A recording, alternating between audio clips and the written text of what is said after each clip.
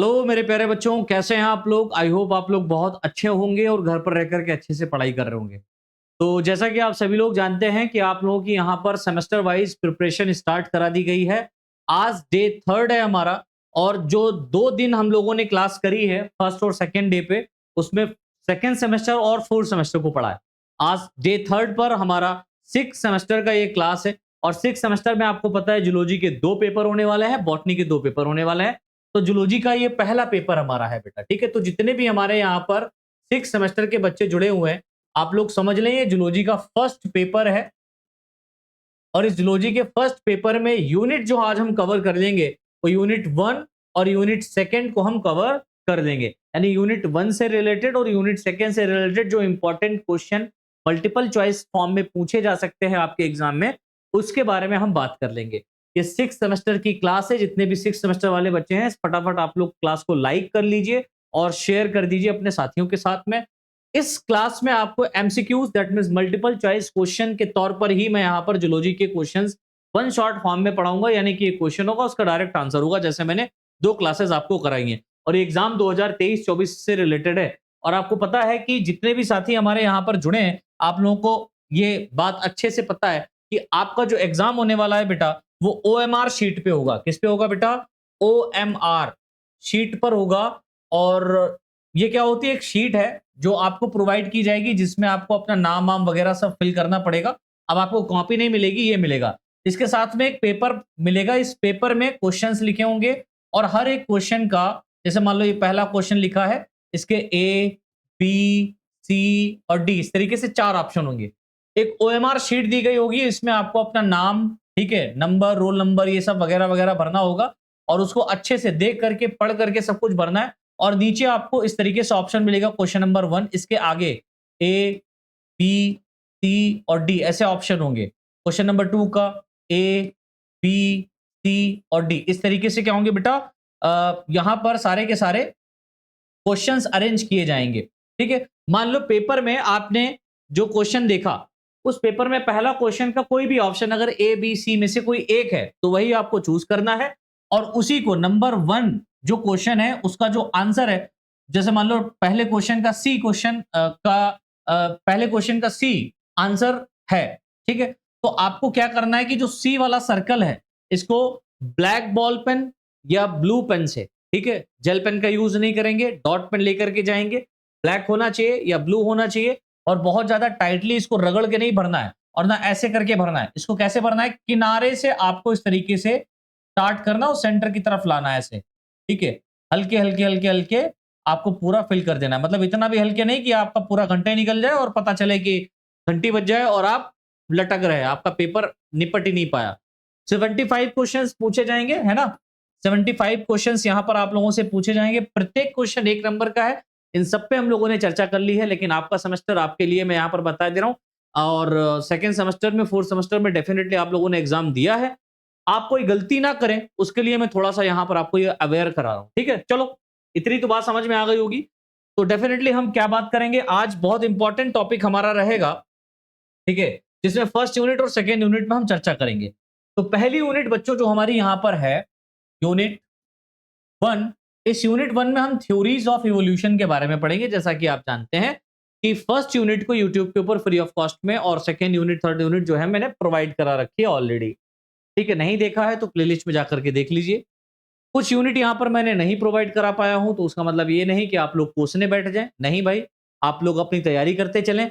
यहाँ पर ये जो क्लास में लेकर के आ रहा हूँ day wise day, in day wise day classes में मैं आपके एमसीक्यूज को निपटा रहा हूँ और डेफिनेटली मल्टीपल चॉइस क्वेश्चन अगर पूछे जाएंगे तो आपको यहीं से कोई ना कोई एक क्वेश्चन जरूर मिलेगा। अगर आपका मान लो पेपर कल या परसों है, तो आप ये क्लास जरूर रिवाइज करके जाइएगा। पहली यूनिट, दूसरी यूनिट, तीसरी, मतलब 8 यूनिट पहले पेपर के आप लोग पढ़ के जरूर जाएं, ठीक है? और ये सारी क्लासेस आपको एक प्लेलिस्ट के अंदर मिल जाएगी और सभी क्लासेस का जो थंबनेल बना रहे हैं, जो मैं सेकंड सेमेस्टर का थंबनेल बनवाया है वो अलग है, फोर्थ का अलग है और सिक्स सेमेस्टर का जो थंबनेल है वो कुछ आपको इस तरीके से दिखाई पड़ेगा, ठीक है? तो हर एक सेमेस्टर के थंबनेल को मैंने अलग बनवाया है, इसीलिए क्योंकि आप उसको आसानी से ढूंढ पाए, है ना? और प्लेलिस्ट में तो आपको मिल ही जाएगा 2023-24 फर्स्ट, सेकंड, फोर्थ और सिक्स सेमेस्टर के एमसीक्यूज के नाम से, है ना? तो अगर नहीं देखा है तो प्लेलिस्ट में जाकर के जरूर देख लो। चलो, तो थ्योरीज ऑफ इवोल्यूशन से रिलेटेड कितने क्वेश्चन हमारे यहाँ पर बन सकते हैं, क्या क्या पूछा जा सकता है, उस पर वन शॉर्ट क्वेश्चन के अंदर आंसर को हम देखने का प्रयास करते हैं। ठीक है बच्चों, तो आई होप आप लोगों को समझ में आ रहा होगा जिस तरीके से मैं यहाँ पर बता रहा हूँ। हाँ, वो बात अलग है कि भाई ये थोड़ी सी क्लासेस हिंदी मीडियम वाले बच्चों के लिए स्पेशली रहेगी। इंग्लिश मीडियम वाले बच्चे क्या करें कि आप लोग इसका इंग्लिश ट्रांसलेट करते हुए चले, मैं इंग्लिश टर्म्स भी यूज करते हुए चल रहा हूँ, जैसे शायद आपको ज्यादा दिक्कत ना हो। ठीक, लेकिन पढ़ते जरूर रहिएगा। ठीक है, चलो स्टार्ट करें, क्वेश्चन स्टार्ट करें। चलो स्टार्ट करने से पहले आप सभी से एक रिक्वेस्ट है कि अगर चैनल को सब्सक्राइब नहीं किया यार, तो चैनल को सब्सक्राइब कर दो। कोई घाटा नहीं है आपका, इससे थोड़ा सा बेनिफिट ही रहेगा आपको। जब भी वीडियो लेक्चर आएगा आपको सबसे पहले मिल जाएगा। और जितनी भी क्लासेस यहाँ पर अपलोड की जा रही हैं सुबह 10 बजे, ठीक है, ये भी याद रखिए, सुबह 10 बजे आपको मिल जाएंगी, है ना। यानी अपलोड कर रहा हूं मैं रिकॉर्ड करके। तो आप लोग लाइक जरूर कर लें, वीडियोस को शेयर जरूर कर दें अपने साथियों तक। चैनल सब्सक्राइब नहीं किया तो कर लें, बेल आइकन दबा लें। जो छोटी छोटी चीजें हैं इनको जरूर कर लें, इससे हमारा मनोबल और थोड़ा सा, है ना, बाहुबल दोनों बढ़ता है। मनोबल और बाहुबल दोनों बढ़ता है कि हाँ भाई इतने सारे साथी हमारे साथ में जुड़ करके पढ़ रहे हैं, अपने एग्जाम की प्रिपरेशन कर रहे हैं। चलो स्टार्ट करते हैं बच्चों, टाइम कम खत्म करते हैं। लाइव क्लासेस में ज्यादा टाइम जाता है, रिकॉर्डेड है, तो इसलिए हम लोग फटाफट देख लेते हैं क्वेश्चन। पहला क्वेश्चन बच्चों आप लोगों के मोबाइल स्क्रीन पे ये रहा कि वर्तमान वैज्ञानिक अनुमान के अनुसार पृथ्वी की अनुमानित आयु कितनी है ना। जो वर्तमान वैज्ञानिक हैं, इन्होंने जो अनुमान लगाया है, उनके अनुमान के अनुसार अगर आप देखें तो पृथ्वी की जो आयु बताई गई है वो कितनी है बेटा, 4.5 बिलियन ईयर एगो, है ना, 4.5 बिलियन ईयर, है ना, 4.5 अरब वर्ष बताई गई है। इस बात को याद कर लो, है ना, दिमाग में बिठा लो। दूसरा क्वेश्चन, स्वतः उत्पत्ति के सिद्धांत का प्रस्ताव किसने दिया, यानी कि जो नेचुरल सॉरी स्वतः उत्पत्ति यानी कि अपने आप जीवोत्पत्ति की बात हो रही है, यानी कि जीव अपने आप निर्मित हुए, इस उत्पत्ति के बारे में, इस सिद्धांत के बारे में किसने प्रस्ताव दिया, जिसमें बताया गया कि निर्जीव पदार्थ से ही जीवन उत्पन्न हो सकता है। ये बात इस थ्योरी में बताई गई कि जो निर्जीव पदार्थ होते हैं, नॉन लिविंग मैटर है, इस नॉन लिविंग मैटर से लिविंग मैटर्स या लिविंग थिंग्स बने। ये थ्योरी किसके अंतर्गत बताई गई, किनके द्वारा बताई गई, तो अरस्तु साहब के द्वारा बताई गई। किसके द्वारा बताई गई, अरस्तु। हिंदी में अरस्तु कहते हैं और अंग्रेजी में अरिस्टोटल बोलेंगे, आप इसको क्या बोलेंगे, अरस्तु। ठीक है। थर्ड क्वेश्चन, मिलर और यूरे, ये दो वैज्ञानिक अलग अलग हैं, मिलर और यूरे ने अपना प्रयोग किया था। ठीक है। इनके प्रयोग के अनुसार पृथ्वी के प्रारंभिक वायुमंडल में कौन सी गैसें मौजूद थीं। ठीक है। पृथ्वी के वायुमंडल में यानी अर्थ में ऐसी कौन सी, अर्थ के वायुमंडल में, एटमॉस्फेयर में, है ना, वायुमंडल कहने का मतलब एटमॉस्फेयर में कौन सी गैसें मौजूद थी। तो आप कहेंगे सर मीथेन, मैथेन गैस थी, अमोनिया थी, हाइड्रोजन थी और वाटर वेपर था। यही चीजें तो थी भाई, यही चीजें तो थी। मिलर और यूरे ने जो अपना एक्सपेरिमेंट दिया था, उन्होंने ये बताया था कि भाई पृथ्वी की वायुमंडल में, पृथ्वी के प्रारंभिक वायुमंडल में, एंसेंट जो हमारी अर्थ रही होगी, उसमें जो गैसें मौजूद रही होंगी, जो गैसेस रही होंगी, वो मेथेन, अमोनिया, हाइड्रोजन और वाटर वेपर्स के फॉर्म में रही होंगी। ठीक है। वह प्रयोग जिसमें प्रारंभिक पृथ्वी पर मौजूद मानी जाने वाली स्थितियों का अनुकरण किया जाता है, वह प्रयोग जिसमें प्रारंभिक पृथ्वी पर यानी कि जो एंसेंट अर्थ है उस पर मौजूद मानी जाने वाली स्थितियां, यानी कि जो आज के समय में प्रेजेंट टाइम में जो परिस्थितियां हैं, उनका अनुकरण किया है। किसने किया है, तो मिलर और यूरे के प्रयोग ने किया है। ठीक है। मिलर और यूरे साहब ने जो अपना एक्सपेरिमेंट किया है, ये मिलर और यूरे एक्सपेरिमेंट ने ये बताया है। अब वो देखा ना, स्पार्किंग वगैरह होता है, दो इन्होंने क्या लिए थे, बीकर लिए थे, जिनके अंदर कंडीशन एक तरफ जल वाष्प गर्म कर रहे थे, किसका, मैराइन वाटर, समुद्र के जल को एक तरफ, उसमें कंडेंसर वगैरह लगाया था काफी, उसमें मेथेन गैस, अमोनिया और हाइड्रोजन ये सब भरा था, और इलेक्ट्रोड लगाए थे स्पार्किंग होने से, फिर उन्होंने देखा कि कुछ चीजें प्राप्त हुई, है ना, वो वाला प्रयोग बता रहा हूं मैं। तो मिलर और यूरे प्रयोग ने ही, मिलर और यूरे के प्रयोग ने ही ये बताया कि आज की जो परिस्थितियां हैं, इसके आधार पर अगर देखा जाए तो पहले पृथ्वी की वातावरण कैसा रहा होगा, कुछ इस तरीके से रहा होगा, तभी जीवन की उत्पत्ति संभव हुई। पाश्चर के स्वान नेक फ्लास्क, यानी कि जो स्वान नेक एक्सपेरिमेंट, ठीक है, आप लोग जानते हो ना सॉन नेक एक्सपेरिमेंट किसने किया था? लुईस पास्चर ने किया था। तो सॉन नेक एक्सपेरिमेंट या प्रयोग, फ्लास्क प्रयोग के ने किस सिद्धांत का अंत कर दिया था? सॉन नेक एक्सपेरिमेंट ने किसको खत्म कर दिया था? तो आप कहेंगे सर निर्जीव पदार्थ से सजीव उत्पत्ति सिद्धांत, है ना? नॉन लिविंग मैटर से जो लिविंग मैटर की उत्पत्ति हुई है, जो ये दावा कर रहे थे कि भाई जो नॉन लिविंग मैटर्स हैं वो लिविंग मैटर्स हैं वो नॉन लिविंग मैटर से ही निर्मित हुए हैं, इनसे ही प्रकट हुए हैं। तो इस बात को सॉन नेक एक्सपेरिमेंट ने खत्म कर दिया था। ठीक है, नेक्स्ट क्वेश्चन, सॉन नेक एक्सपेरिमेंट किसने दिया? तो लुईस पास्चर ने दिया, ये भी आप याद रखिएगा, है ना? ये भी एक क्वेश्चन आपका बनता है। प्राकृतिक चयन के सिद्धांत को प्रस्तावित करने का श्रेय किससे दिया जाता है? प्राकृतिक चयन के सिद्धांत को, नेचुरल सिलेक्शन का जो थ्योरी है, ये बात किसने बताई? नेचुरल सिलेक्शन होता है, ये बात किसने बताई? तो आप बोलेंगे सर चार्ल्स डार्विन साहब ने। तो चार्ल्स डार्विन ने ही natural selection, survival of the fittest, इन सभी थ्योरीज की क्या करी थी? बात करी थी। नेक्स्ट क्वेश्चन बच्चों देखिए, लिखा हुआ है उस प्रक्रिया को क्या कहा जाता है जिसके द्वारा किसी जनसंख्या में क्रमिक पीढ़ियों के दौरान अनुकूल लक्षण अधिक सामान्य हो जाते हैं? तो आप बोलेंगे सर प्राकृतिक चयन। क्या कहा जाता है? Natural selection. क्या कहा जाता है बच्चों? नेचुरल सिलेक्शन कहा जाता है। नेक्स्ट क्वेश्चन, उन संरचनाओं को क्या कहा जाता है जिनका किसी जीव में कोई स्पष्ट कार्य नहीं होता लेकिन वे अन्य जीवों में कार्यात्मक संरचनाओं के समान होती हैं? अन्य जीवों में कार्यात्मक संरचनाओं के समान होती है, मतलब फंक्शनल होती हैं, और कुछ जीवों में नॉन फंक्शनल है, तो उनको क्या बोलेंगे? उनको अवशेषी अंग कहते हैं, वेस्टिजियल ऑर्गन। क्या बोलेंगे? Vestigial organ. क्या बोलेंगे? वेस्टिजियल ऑर्गन कहा जाता है, राइट? नेक्स्ट क्वेश्चन, लैमार्क के सिद्धांत के अनुसार जीव अपने जीवन काल में लक्षण किससे कैसे प्राप्त करते हैं?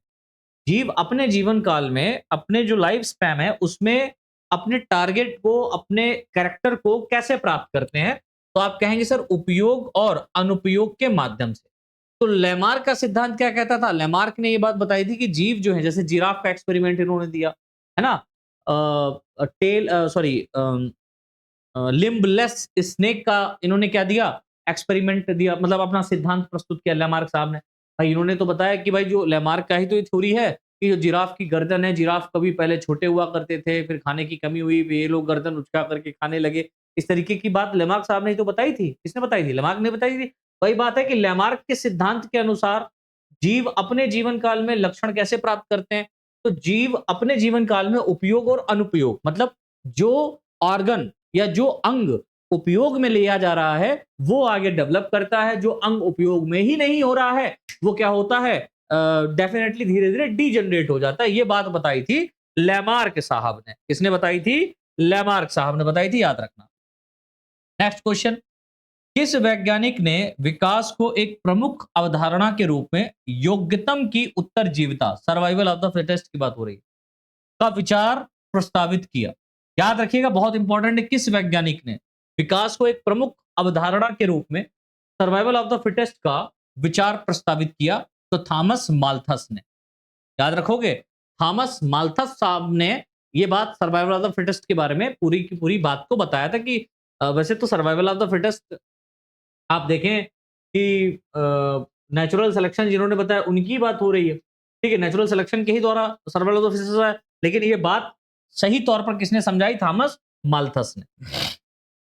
नेक्स्ट क्वेश्चन है, दो या दो से अधिक वंशज प्रजातियों को जन्म देने वाली प्रजातियों की प्रक्रिया को क्या कहा जाता है? मैं एक बार फिर से रिपीट कर रहा हूं, दो या दो से अधिक वंशज, यानी कि दो या दो से अधिक जो स्पीसीज हैं, है ना, या जीनस हम कहें, ठीक है, दो या दो से अधिक जीनस स्पीसीज को जन्म देने वाली, बर्थ देने वाली जो स्पीसीज है, स्पीसीज की प्रक्रिया को क्या कहा जाता है? तो आप कहेंगे सर संसृत विकास। क्या कहते हैं बेटा? संसृत विकास कहा जाता है। Next question, on the origin of species पुस्तक किसके द्वारा लिखी गई? तो आप कहेंगे सर चार्ल्स डार्विन के द्वारा। On the origin of species किसने लिखी? चार्ल्स डार्विन ने लिखी। क्वेश्चन नंबर 13, जीवों में आनुवंशिकता एवं विभिन्नता का आणविक आधार क्या है? तो मुख्य रूप से डीएनए है। ठीक है, क्या है बेटा? डीएनए है। नेक्स्ट क्वेश्चन, उस प्रक्रिया का क्या नाम है जिसके द्वारा एक जनसंख्या प्रजनन रूप से पृथक हो जाती है? एक जनसंख्या, एक पूरी की पूरी पॉपुलेशन रिप्रोडक्टिव लेवल पर क्या हो जाती है? सेपरेट हो जाती है और एक नई प्रजाति में विकसित हो जाती है, जिसे हम लोग प्रजातिकरण कहते हैं। क्या कहते हैं बेटा? प्रजातिकरण कहते हैं। इस बात को याद रखिएगा। अब इनके इंग्लिश मीनिंग क्या है सर? तो गूगल कर लो। ठीक है, सबसे अच्छा ऑप्शन है गूगल कर लो, पढ़ यहां से लो। नेक्स्ट क्वेश्चन, जैविक विकास के बारे में लैमार्क के दृष्टिकोण का मुख्य बिंदु यह है कि प्रत्येक संतान को माता पिता की पीढ़ी द्वारा अर्जित चरित्र विरासत में मिलते हैं। ये बात किसने बताई? लैमार्क ने बताई कि जैविक विकास है ना, ऑर्गेनिक इवोल्यूशन की अगर हम बात करें तो ऑर्गेनिक इवोल्यूशन में लैमार्क के दृष्टिकोण का मुख्य बिंदु यही रहा कि जो प्रत्येक संतान है, उन प्रत्येक संतानों को जो लक्षण मिलते हैं वो अपने माता पिता से विरासत में मिलते हैं। ठीक है, और ये बात ग्रेगर जॉन मेंडल ने सबसे बेहतर तरीके से प्रूव कर दी, लेकिन वो 18वीं सेंचुरी की बात थी। आगे देखिए लिखा हुआ है, किस प्रकार का चयन मध्यवर्ती फिनोटाइप की तुलना में चरम फिनोटाइप को पसंद करता है? तो आप कहेंगे सर विघटनकारी चयन। कौन सा चयन? विघटनकारी। विघटन मतलब जो चीज घट रही है। कौन सी अवधारणा उस प्रक्रिया का वर्णन करती है जिसके द्वारा असंबद्ध प्रजातियां समान वातावरण में अनुकूलन के कारण समान लक्षण को विकसित करती हैं? असंबद्ध प्रजातियां मतलब जो एक जैसी प्रजातियां नहीं है, अलग अलग प्रजातियां हैं, लेकिन एक वातावरण में यदि वो फल फूल नहीं है लेकिन लक्षण एक जैसे ही प्रकट होते हैं तो उनको हम लोग संसृत विकास कहते हैं। ठीक है, यहां पर भी वो संसृत विकास आ गया, याद रखिएगा। कौन सा वैज्ञानिक अर्जित विशेषताओं की विरासत के सिद्धांत को प्रस्तावित करने के लिए जाना जाता है? कौन सा वैज्ञानिक? अर्जित विशेषताओं की विरासत, तो वही लेमार्क साहब जाने जाते हैं। लैंगिक चयन का सिद्धांत किसने प्रतिपादित किया? तो चार्ल्स डार्विन ने किया। पृथ्वी पर जीवन के इतिहास में किस युग के स्तनधारियों का युग का कहा गया? ठीक है, किस, मैंने क्या कहा? पृथ्वी पर जीवन के इतिहास में किस युग को स्तनधारी का युग कहा गया, है ना, एरा कहा गया? तो सीनोजोइक एरा को कहा गया। किसी प्रजाति या संबंधित प्रजातियों के समूह के विकासवादी इतिहास के अध्ययन को क्या कहा जाता है? तो फाइलोजेनी कहा जाता है। नेक्स्ट क्वेश्चन, किस भूवैज्ञानिक युग में डायनासोर्स पृथ्वी पर थे? तो आप बोलेंगे सर मीजोजोइक एरा में, मीजोजोइक युग में। विकास का प्रत्यक्ष प्रमाण क्या है? तो जीवाश्म अभिलेख, है ना, फॉसिल्स। फॉसिल्स क्या है बेटा? ये प्रत्यक्ष प्रमाण है किसके? जीवाश्म इवोल्यूशन के, विकास के। नेक्स्ट क्वेश्चन इज, विकास के किस तंत्र में एक छोटी आबादी में यच्छादित यदाच्छित घटनाओं के कारण एलील आवृत्तियों में परिवर्तन सम्मिलित होते हैं? तो जीन प्रवाह। ठीक है, जीन ड्रिफ्ट की बात हो रही है। नेक्स्ट, दो या दो से अधिक प्रजातियों के विकसित होने और एक दूसरे से विकास को प्रभावित करने की प्रक्रिया को क्या कहा जाता है? सह विकास कहते हैं, को इवोल्यूशन या पैरेलल को इवोल्यूशन। उत्परिवर्तन सिद्धांत किसके द्वारा प्रस्तावित किया गया, है ना? म्यूटेशन थ्योरी किसके द्वारा दी गई? तो ह्यूगो डिवरीज के द्वारा दी गई। समान वातावरण में अनुकूल के कारण असंबद्ध जीवों के समान लक्षणों की घटना को क्या कहा जाता है? तो आप बोलेंगे सर समानता कहा जाता है। भाई वन शॉट क्वेश्चन ही तो यहाँ पर मैं बता रहा हूँ, और जल्दी इसलिए मैं पढ़ा रहा हूँ क्योंकि भैया आप रिवीजन क्लास कर रहे हो, यहाँ पर मैं समझाने नहीं बैठ रहा कि ये क्यों है, ये क्यों है, ये क्यों है। एग्जाम खोपड़ी में है ना, तो मैं फटाफट आपको समझाने का प्रयास कर रहा हूँ, बता रहा हूँ कि ये एक क्वेश्चन अगर ऐसे आता है तो आप ये आंसर याद रखिएगा। ठीक है, तो इतना तो याद ही कर पाओगे। निषेचन के बाद किस प्रकार का अलगाव व्यवहार्य और प्रजननक्षम संतति के निर्माण को रोकता है? तो पोस्ट जाइगोटिक अलगाव, पोस्ट जाइगोटिक अलगाव रोकता है। ठीक है, पोस्ट जाइगोटिक अलगाव। नेक्स्ट क्वेश्चन, एंडोसिम्बायोटिक सिद्धांत के अनुसार कौन से अंगकों की उत्पत्ति मुक्त जीवित जीवाणुओं से हुई मानी जाती है? तो आप बोलेंगे सर माइटोकॉन्ड्रिया और क्लोरोप्लास्ट। ये दो ऐसे ऑर्गेनेल्स हैं जिनका विकास एंडोसिम्बायोटिक रिलेशनशिप से माना जाता है। ठीक है, जब सेल मैंने पढ़ाया था तो वहां पर इसको अच्छे से समझाया था। अंतर प्रजनन और प्रजनन क्षम संतति पैदा करने में सक्षम जीवों के समूह को क्या कहा जाता है? तो आप कहेंगे सर स्पीसीज कहा जाता है, जाति कहा जाता है। जैविक विकास को समझाने के लिए डार्विन का प्राकृतिक चयन का सिद्धांत किस पर आधारित था? तो आप बोलेंगे सर प्रजनन की विलक्षणता पर, प्रजनन की विलक्षणता पर, अस्तित्व का संघर्ष पर और योग्यतम की उत्तरजीविता पर। ठीक है, प्रजनन की मतलब रिप्रोडक्शन की कैपेसिटी कितनी है, स्ट्रगल फॉर द एग्जिस्टेंस, अस्तित्व का संघर्ष, स्ट्रगल फॉर द एग्जिस्टेंस हो गया, प्रजनन की विलक्षणता हो गया, योग्यतम की उत्तरजीविता, सर्वाइवल ऑफ द फिटेस्ट। ठीक है, नेक्स्ट, किस प्रकार का चयन एक चरम फिनोटाइप को दूसरे चरम मध्यवर्ती फिनोटाइप की तुलना में पसंद करता है? तो दिशात्मक चयन। ठीक है, प्रजातियों के स्तर से नीचे होने वाले विकासवादी परिवर्तन जैसे एलील आवृत्तियों में परिवर्तन को क्या कहा जाता है? तो आप बोलेंगे सर सूक्ष्म विकास कहा जाता है। फटाफट आगे बढ़ते हैं, माइक्रो इवोल्यूशन। नेक्स्ट क्वेश्चन, लैंगिक चयन क्या है? तो आप बोलेंगे वह प्रक्रिया जिसके द्वारा कुछ लक्षण किसी व्यक्ति की प्रजनन सफलता को बढ़ाते हैं, लैंगिक चयन कहलाता है। निम्नलिखित में से कौन अंतर लैंगिक चयन का उदाहरण है? तो आप बोलेंगे सर नर हाथी संभोग के लिए आक्रामक लड़ाई लड़ते हैं। जो मेल एलिफेंट्स हैं वो रिप्रोडक्शन के लिए, मीटिंग के लिए, कपुलेशन के लिए बहुत ज्यादा क्या करते हैं, आक्रामक प्रकार की लड़ाई लड़ते हैं। अंतर लैंगिक चयन में जानवर प्रतिस्पर्धा करते हैं, प्रतिस्पर्धा मतलब लड़ाई करते हैं, तो विपरीत लिंग के ध्यान या अनुमोदन के लिए, है ना। जो विपरीत लिंग है, जो महिला है या जो फीमेल है, फीमेल एनिमल है, उसको अपनी तरफ आकर्षित करने के लिए दिखाता है, देखो आई एम अ बेस्ट, है ना, आप लोगों को नहीं करना है। किस विकासवादी सिद्धांत ने, आप ह्यूमन है, किस विकासवादी सिद्धांत ने प्राकृतिक चयन के साथ साथ यौन चयन की अवधारणा का प्रस्ताव रखा? तो आप बोलेंगे सर चार्ल्स डार्विन। वह घटना जहां व्यक्ति विशिष्ट लक्षणों वाले साथी चुनते हैं जिससे जनसंख्या में उन लक्षणों का प्रवर्धन होता है, उसे इस रूप में जाना जाता है। तो किस रूप में? भगोड़ा या चयन, भगोड़ा या यौन चयन, भगोड़ा यौन चयन के रूप में जाना जाता है। ठीक है, यौन चयन में द्वितीयक यौन विशेषताओं की क्या भूमिका होती है? तो आप बोलेंगे सर वे ऐसे गुण हैं जो साथियों को आकर्षित करते हैं लेकिन जीवित रहने के या जीवित रहने में सीधे योगदान नहीं देते। आकर्षण तो है लेकिन ये जीवित रहेगा या नहीं रहेगा, इसमें इनका कोई योगदान नहीं रहता। यौन चयन में अच्छे जीन की अवधारणा क्या कहलाती है? तो आप बोलेंगे आनुवांशिक रूप से बेहतर गुणों वाले साथियों का चयन जो संतान की फिटनेस को बढ़ाते हैं। लैमार्कवाद के सिद्धांत को प्रतिपादित करने का श्रेय किस वैज्ञानिक को ज्यादा है? तो आप बताएंगे सर जीन बैप्टिस्ट लैमार्क को।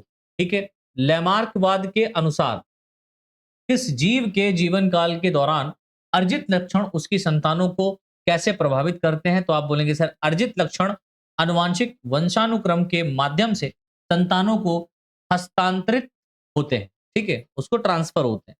लैमार्क ने अर्जित विशेषताओं की विरासत का विचार प्रस्तावित किया। इसका अर्थ क्या है? तो आप बोलेंगे सर किसी जीव के जीवन काल के दौरान अर्जित लक्षण उसकी संतानों को विरासत में मिलते हैं। नेक्स्ट क्वेश्चन इज, लैमार्क ने सुझाव दिया कि विकास एक प्रक्रिया के माध्यम से होता है जिससे कहा जाता है क्या? अर्जित विशेषताओं की विरासत कहा जाता है। आधुनिक आनुवांशिकी के आलोक में लैमार्कवाद की एक प्रमुख आलोचना क्या है? तो आप बोलेंगे सर डीएनए में परिवर्तन के माध्यम से अर्जित विशेषताओं की विरासत के लिए। ठीक है, डीएनए में परिवर्तन के माध्यम से अर्जित विशेषताओं की, यानी कि डीएनए में यदि कोई परिवर्तन हो गया और उससे जो नया जनरेशन बन गया, वो क्या है? इसकी एक अवधारणा है, विरासत है, आलोचना है। आलोचकों का तर्क है कि लैमार्क का सिद्धांत निम्नलिखित घटनाओं का वर्णन नहीं करता। ठीक है, तो कौन सा एक्चुअल में? पंक्चुएटेड इक्विलिब्रियम का, पंक्चुएटेड इक्विलिब्रियम का ये क्या नहीं करता है? पंक्चुएटेड इक्विलिब्रियम का वर्णन नहीं करता है। ठीक है, आगे लैमार्कवाद की एक आलोचना यह है कि इसमें अभाव है प्राकृतिक चयन का, नेचुरल सिलेक्शन की बात नहीं करी थी लैमार्क ने। नव लैमार्कवाद सुझाव देता है कि किसी जीव के जीवन काल के दौरान अर्जित लक्षण अगली पीढ़ी को निम्नलिखित तंत्रों के माध्यम से पारित किए जा सकते हैं। डीएनए अनुक्रम में प्रत्यक्ष परिवर्तन, अगर डीएनए अनुक्रम में कोई प्रत्यक्ष यानी कि डायरेक्ट चेंजेस होता है तो वो डेफिनेटली क्या होंगे? पारित होंगे। नव लैमार्कवाद में 20 सेंचुरी या 20वीं सदी की शुरुआत में नए सिरे से रुचि प्राप्त की, विशेष रूप से इसमें प्रगति के कारण आणविक जीव विज्ञान, मॉलिक्यूलर, ठीक है, मॉलिक्यूलर बायोलॉजी यहां पर रही, जिसके कारण इसने नवलैमार्कवाद ने अपनी और ध्यान आकर्षित किया था वैज्ञानिकों का। ठीक है, आगे देखिए लिखा हुआ, नवलैमार्कवाद का एक प्रमुख पहलू यह विचार है कि विकास मुख्यतः प्राकृतिक चयन के माध्यम से ही होता है। इससे होता है प्राकृतिक चयन, नेचर ने सेलेक्ट किया तो इवोल्यूशन होगा, नेचर सेलेक्ट नहीं करेगी तो इवोल्यूशन प्रकट नहीं होगा। लैमार्कवाद के विपरीत नवलैमार्कवाद अक्सर निम्नलिखित विचारों को सम्मिलित करता है, जैसे आणविक अनुवांशिकी को भी ये क्या करता है बेटा, मॉलिक्यूलर जेनेटिक्स को सम्मिलित करता है। नवलैमार्कवाद, लैमार्कवाद नहीं करता है। कृत्रिम चयन क्या है ना, आर्टिफिशियल सिलेक्शन क्या है, तो मानव इंजीनियर्ड वातावरण में चयन की प्रक्रिया, मानव द्वारा यानी हमारे द्वारा किसी भी जीव को बचाने की प्रक्रिया क्या कहलाती है, कृत्रिम प्रक्रिया कहलाती है, कृत्रिम चयन कहलाता है। निम्नलिखित में से कौन कृत्रिम चयन में प्राथमिक एजेंट का सबसे अच्छा वर्णन करता है, तो आप बोलेंगे सर मानवीय हस्तक्षेप और चयन। कृत्रिम चयन का उपयोग आमतौर पर कृषि में किया जाता है, तो वांछनीय विशेषताओं वाले पौधों या जानवरों का चयनात्मक प्रजनन करने के लिए। ठीक है, प्राकृतिक चयन और कृत्रिम चयन के बीच मुख्य अंतर क्या है, तो आप बोलेंगे सर कृत्रिम चयन में वांछित लक्षणों का चयन करने के लिए मानवीय हस्तक्षेप सम्मिलित होता है। ठीक है, वहीं जबकि प्राकृतिक चयन मानव प्रभाव के बिना होता है, मानव का कोई हस्तक्षेप नहीं होता, नेचुरली अपने आप ही होता है। नव डार्विनवाद डार्विन के विकासवाद के सिद्धांत का विस्तार है, जिसमें सम्मिलित है क्या, आधुनिक आणविक अनुवांशिकी, मॉडर्न मॉलिक्यूलर जेनेटिक्स यहां पर दी गई है, इस बात को याद रखियो। नव डार्विनवाद के अनुसार विकास को संचालित करने वाला प्राथमिक तंत्र है, क्या है, प्राकृतिक चयन, प्राकृतिक चयन अनुवांशिक भिन्नता पर कार्य करता है। ठीक है, नव डार्विनवाद आबादी के विकास में, ठीक है, की भूमिका पर जोर देता है। किसकी भूमिका पर जोर देता है, तो लाभकारी अनुवांशिकी विविधता की भूमिका पर जोर देता है। आधुनिक सिंथेटिक सिद्धांत के संदर्भ में एलील फ्रीक्वेंसी शब्द का तात्पर्य है, क्या है, तो किसी जनसंख्या में विशिष्ट जीन प्रकार का अनुपात, किसी जनसंख्या में विशिष्ट जीन प्रकार का अनुपात, ये इसकी बात है। नेक्स्ट क्वेश्चन 61, नव डार्विनवाद में आधुनिक संश्लेषण की अवधारणा डार्विनियन प्राकृतिक चयन के एकीकरण को संदर्भित करती है। ठीक है, तो आप बोलेंगे सर आणविक अनुवांशिकी और जनसंख्या अनुवांशिकी, मॉलिक्यूलर जेनेटिक्स और पॉपुलेशन जेनेटिक्स। नेक्स्ट क्वेश्चन, नव डार्विनवाद का प्रस्ताव है कि विकास के लिए महत्वपूर्ण अनुवांशिक विभिन्नता का स्रोत मुख्य रूप से है, तो डीएनए में यदाचित उत्परिवर्तन, डीएनए में अचानक से होने वाले उत्परिवर्तन, म्यूटेशन। नव डार्विनवाद डार्विन के विकासवाद के लिए या डार्विन के विकासवाद के सिद्धांत का विस्तार है, जिसमें सम्मिलित है क्या, आधुनिक आणविक अनुवांशिकी, वही बात है। नव डार्विनवाद के अनुसार विकास के संचालित करने वाला प्राथमिक तंत्र कौन सा है, तो प्राकृतिक चयन अनुवांशिक भिन्नता पर कार्य करता है। ठीक है, आधुनिक सिंथेटिक सिद्धांत में प्राकृतिक चयन की प्रक्रिया के कौन सा कारक महत्वपूर्ण है, ये तो मैं बता चुका हूं, जनसंख्या और जनसंख्या के भीतर अनुवांशिकी भिन्नता। आधुनिक सिंथेटिक सिद्धांत के अनुकूली विकास की अवधारणा, अनुकूली है ना, एडेप्टिव रेडिएशन लेवल की अगर हम बात करें तो लाभकारी लक्षणों पर कार्य करने वाले प्राकृतिक चयन द्वारा संचालित विकास। ठीक है, प्राकृतिक चयन द्वारा संचालित विकास। अभिसरण विकास तब होता है जब दो असंबद्ध प्रजातियां समान पर्यावरण चुनौतियों के जवाब में समान लक्षण विकसित करती हैं। दो अलग अलग प्रजातियां हैं लेकिन समान प्रकार के लक्षणों को विकसित कर रही हैं, इसी को अभिसरण विकास कहते हैं। समानांतर विकास क्या कहलाता है, समानांतर विकास में सम्मिलित है साझा वंशावली के कारण प्रजातियां स्वतंत्र रूप से समान लक्षण विकसित कर रही हैं। सह विकास क्या होता है, दो या दो से अधिक प्रजातियां या प्रजातियों का एक दूसरे के विकास पर पारस्परिक प्रभाव पड़ता है। ठीक है, जैसे कि मैंने आप लोगों को बताया था कि जैसे मान लो प्लांट्स में प्लांट्स ग्रो कर रहे हैं, बहुत सारे प्लांट्स ग्रो कर रहे हैं और प्लांट्स के अंदर पॉलिनेशन हो रहा है, तो पॉलिनेशन भी डिफरेंट टाइप के इंसेक्ट के द्वारा हो रहा है। तो यहाँ पर इंसेक्ट और प्लांट का पॉलिनेशन, प्लांट स्पीसीज का जो पॉलिनेशन है वो एक साथ हो रहा है। ठीक है, नेक्स्ट क्वेश्चन, अपसारी विकास में एक समान पूर्वज वाली प्रजातियों के लक्षणों का क्या होता है? तो आप बोलेंगे जैसे जैसे प्रजातियां विभिन्न वातावरणों में अनुकूल ढलती जाती हैं, उनमें समानता कम होती जाती है। ठीक, जो भी प्रजातियां हैं वो वातावरण के अनुसार ढलती जाएंगी तो उनके अंदर या उनके बीच में समानताएं कम विकसित होंगी। सजातीय संरचनाएं इनका उदाहरण है क्या? अपसारी विकास। अनुरूप संरचनाएं संबंधित हैं किसके? संतृप्त विकास के। समानांतर विकास का उदाहरण है क्या? ऑक्टोपस की आंखें और कशेरुकियों की आंखें। अगर आप ऑक्टोपस की आंख देखें और वर्टिब्रेट की आंख देखें तो ये एक समान दिखाई देती है। ठीक, नेक्स्ट क्वेश्चन इज सह विकास का उदाहरण क्या है? तो आप बोलेंगे फूलों वाले पौधे और उनके परागकणों के बीच परस्पर क्रिया, है ना, अभी मैंने बताया। मनुष्यों द्वारा एंटीबायोटिक दवाओं के उपयोग के कारण बैक्टीरिया में एंटीबायोटिक प्रतिरोधी का विकास, इसका एक उदाहरण है नेचुरल सिलेक्शन। ठीक है, अभिसारी विकास का उदाहरण क्या है? तो आप बोलेंगे डॉल्फिन और शार्क के सुव्यवस्थित शरीर। डॉल्फिन और शार्क के सुव्यवस्थित शरीर ये अभिसारी विकास को, अभिसारी इवोल्यूशन को प्रेरित करते हैं। तो इस तरीके से फर्स्ट यूनिट से करीबन करीबन हम लोगों ने 76 के आसपास, 70 प्लस के आसपास क्वेश्चन देखे। अब हम लोग यहां पर बच्चों स्टार्ट करेंगे अपनी यूनिट सेकेंड। ठीक है, यूनिट सेकेंड, और यूनिट सेकेंड का नाम क्या है बच्चों? Population genetics. बहुत इंपॉर्टेंट है, यहां से क्वेश्चन आपके पूछे जाएंगे। ठीक है, तो उसको थोड़ा सा ध्यान से और ध्यानपूर्वक समझने का प्रयास करिए, क्योंकि मैंने ये पढ़ाया नहीं था, पहले वाला यूनिट पढ़ाया तो वहां से बहुत सारे क्वेश्चन आपके जाने माने निकले होंगे। उसको थोड़ा सा धीरे धीरे और अच्छे से समझने का प्रयास करते हैं। ठीक है, चलो स्टार्ट करते हैं। पहला क्वेश्चन हम लोग कि किसी जनसंख्या में किसी विशेष एलील के सापेक्ष अनुपात को क्या कहा जाता है? तो आप बोलेंगे सर एलील आवृत्ति कहा जाता है। आवृत्ति कहा जाता है। कौन सा शब्द किसी जनसंख्या में सभी एलील्स के संग्रह को संदर्भित करता है? अभी एलील बताने का टाइम नहीं है, सभी लोग जानते होंगे। जीन पूल कौन कहलाता है? जीन पूल कहलाता है। ठीक है, नेक्स्ट, हार्डी वेनबर्ग संतुलन के अनुसार विकासवादी शक्तियों की अनुपस्थिति में पीढ़ी दर पीढ़ी एलील आवृत्तियों का क्या होगा? तो वे स्थिर रहेंगे। वे क्या रहते हैं बेटा? स्थिर रहते हैं, वो ना आगे बढ़ते ना पीछे, मतलब उसी हिसाब से ही रहते हैं जिस हिसाब से वो ढले हैं। उस घटना को क्या कहा जाता है जहां कुछ व्यक्ति एक नए निवास स्थान पर निवास करते हैं? तो आप बोलेंगे संस्थापक प्रभाव। ठीक है, कौन सी विकासवादी शक्ति किसी आबादी में नए एलील पेश कर सकती है और आनुवांशिक विविधता बढ़ा सकती है? तो आप बोलेंगे सर उत्परिवर्तन। म्यूटेशन में बहुत ज्यादा ये क्षमता है, म्यूटेशन। ठीक है, नेक्स्ट क्वेश्चन,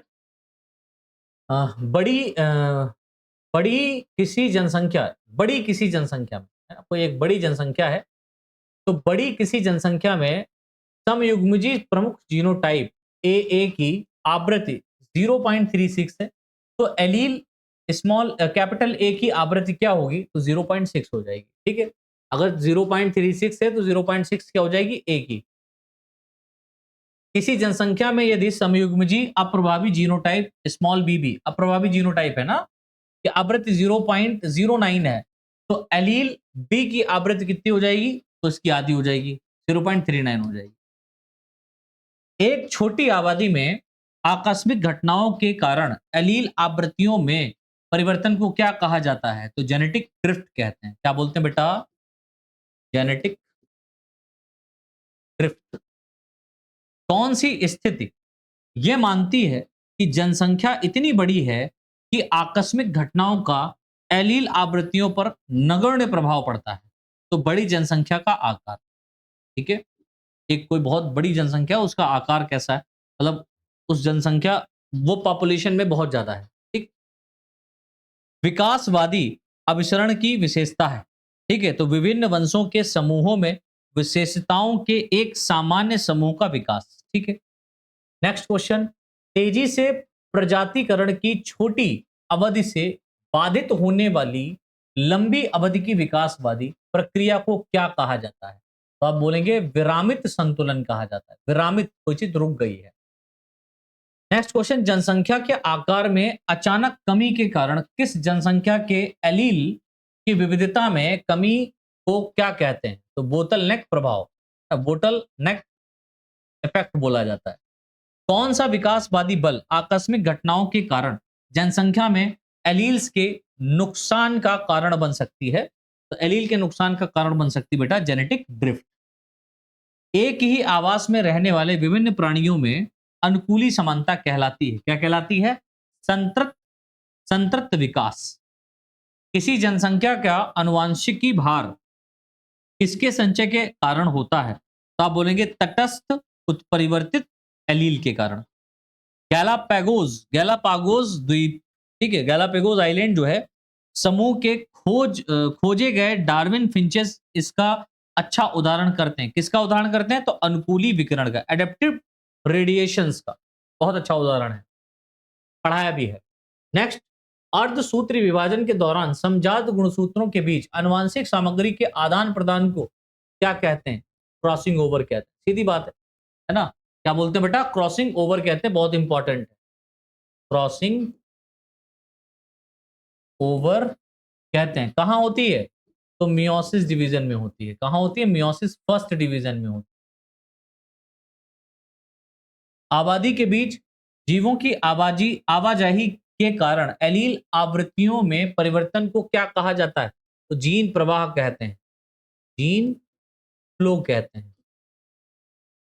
कौन सी स्थिति यह मानती है कि किसी जनसंख्या में जीवों के जीवित रहने और प्रजनन करने की संभावना उनके जीनोटाइप की परवाह किए बिना समान रूप से होती है?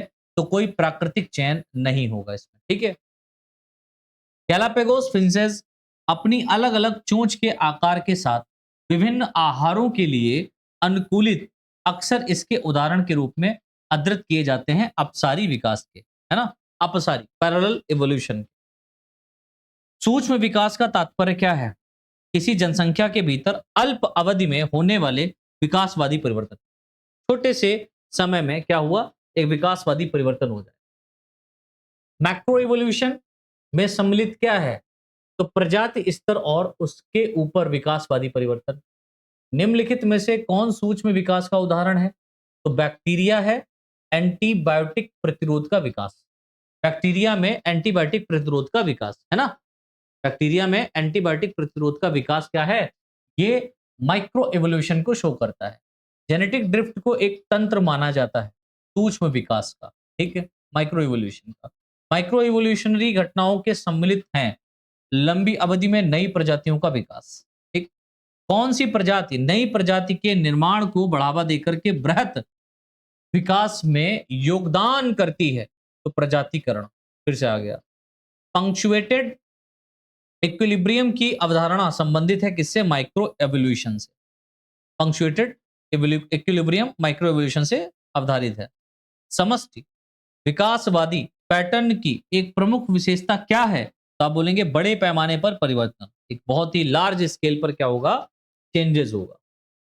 नेक्स्ट क्वेश्चन, प्रजनन अलगाव के माध्यम से नई प्रजातियों का निर्माण किससे संबंधित प्रक्रिया है?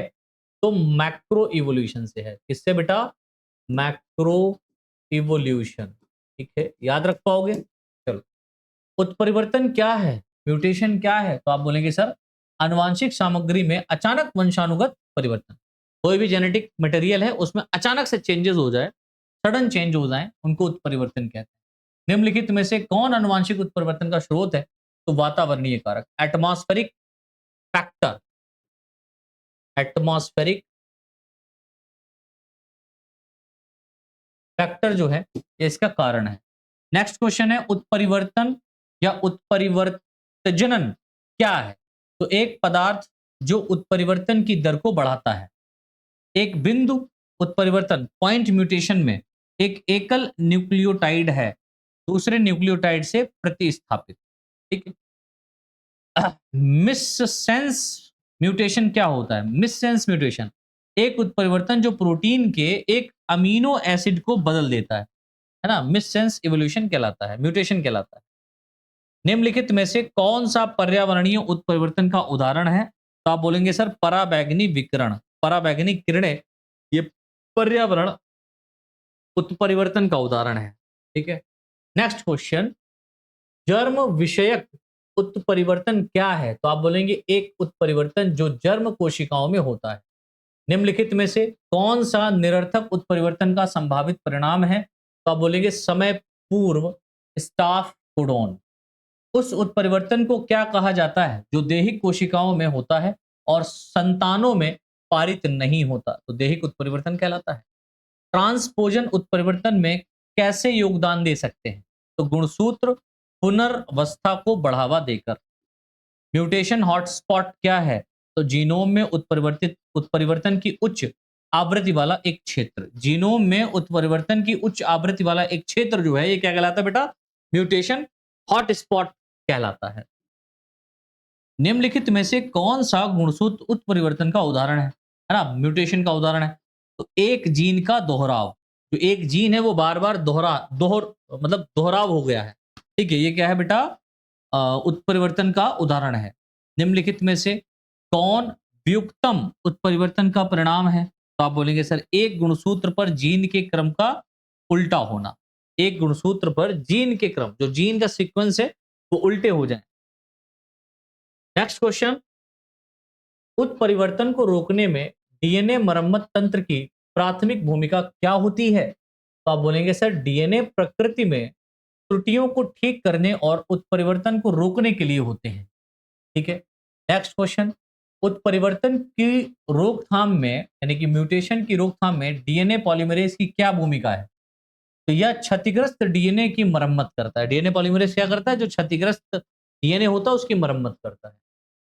उत्परिवर्तन सिद्धांत का प्रतिपादन किसने किया? तो ह्यूगो डिब्रीज साहब ने किया था, है ना? किसने किया था? ह्यूगो डिब्रीज साहब ने।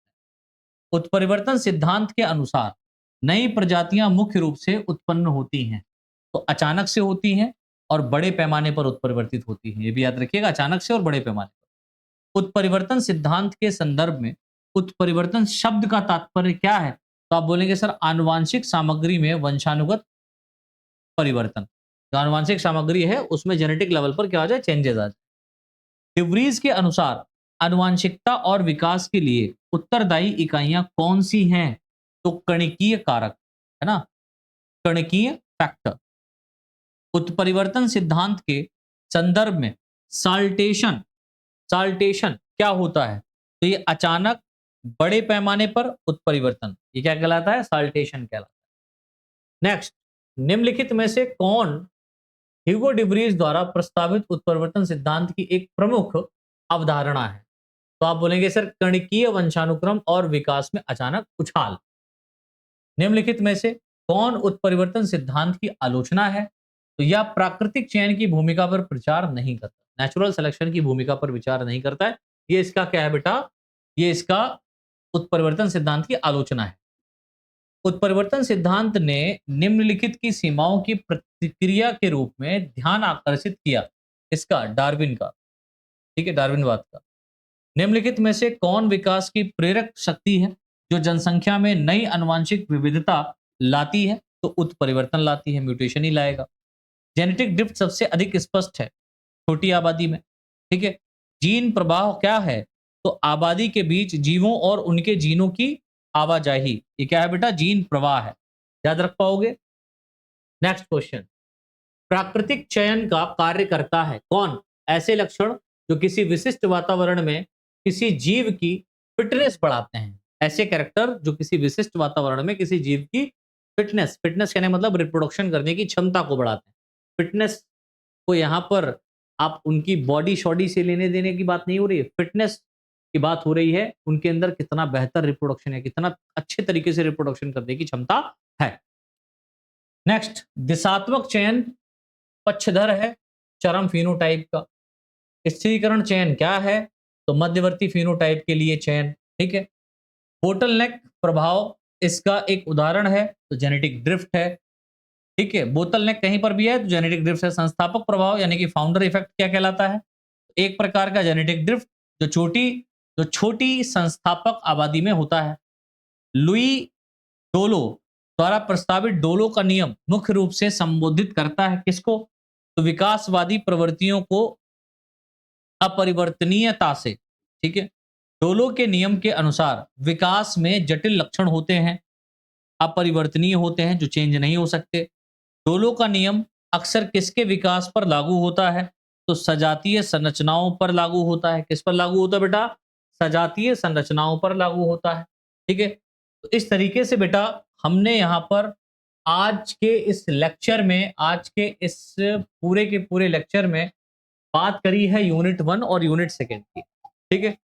तो जितने भी साथी हमारे यहाँ पर 6 सेमेस्टर के बच्चे जुड़े हुए हैं, आप सभी का बहुत-बहुत स्वागत है बच्चों। आई होप आपको ये लेक्चर समझ में आया होगा और आपने बहुत सारे क्वेश्चंस को सॉल्व किया होगा और जितने भी हमारे हिंदी मीडियम के बच्चे हैं, उनके लिए ये क्लास तो विशेष तौर पर है ये है, लेकिन जो इंग्लिश मीडियम वाले बच्चे हैं, वो भी इस क्लास को ज़रूर देख कर के जाएँ, क्योंकि आपको जो पेपर मिलेगा वो हिंदी इंग्लिश मिक्स मिलेगा, तो आप हिंदी और इंग्लिश दोनों में इस चीज़ को अच्छे से देख कर के समझ सकते हैं, पढ़ सकते हैं। ठीक है? तो आज के लिए बच्चों इतना ही। बहुत-बहुत धन्यवाद। आप सभी से बस यही अनुरोध करूँगा आखिर में कि आप लोगों ने अगर अभी तक चैनल को सब्सक्राइब नहीं किया है, तो प्लीज़ चैनल को सब्सक्राइब ज़रूर कर लें, क्योंकि बिना चैनल को सब्सक्राइब करे आप वीडियोज़ देख रहे हैं, वो डाटा समझ में आता है तो बड़ा हृदय में दर्द होता है। इतने सारे साथी हमारे बिना चैनल को सब्सक्राइब किए वीडियोज़ देख रहे हैं और बहुत सारे व्यूज़ आ रहे हैं, लेकिन चैनल सब्सक्राइब नहीं कर रहे हैं। तो चैनल को प्लीज़ आप सभी सब्सक्राइब करें, सपोर्ट करें, ठीक है? और मिलते हैं बच्चों नेक्स्ट क्लास में, तब तक के लिए सभी को जय हिंद, जय भारत, जय माता दी, वंदे मातरम।